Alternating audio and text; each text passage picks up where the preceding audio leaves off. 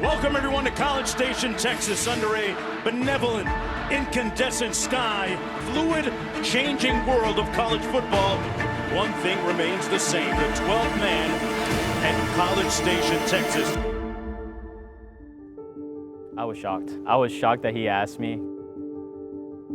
This was actually Major Hubner. He said, hey, I know you're with 1st Battalion with the Army Reserve as a pilot. Would you be able to do this? And without a thought, I said, yes, we can support this. As a cadet, I was doing the march-ins, attending the games, and I remember watching the flyovers my freshman year, sophomore year, junior year, and it was like, man, I want to be that. I want to be that pilot that does it. To believe that I actually get to do it is just incredible. And my thing is, never give up.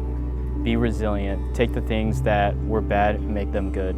You just take what happens in front of you, you take it with a grain of salt, and you just continue on.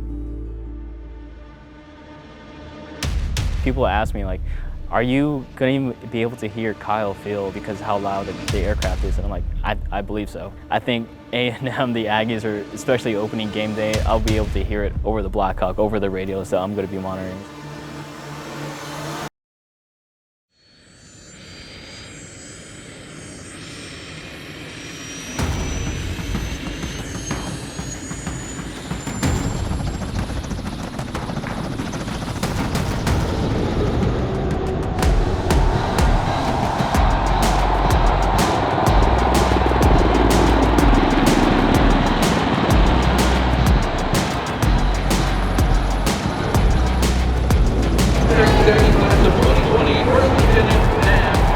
I just feel like it's what just happened. That's what my thing. What just happened? Did I just really do a flyover in Kyle Field?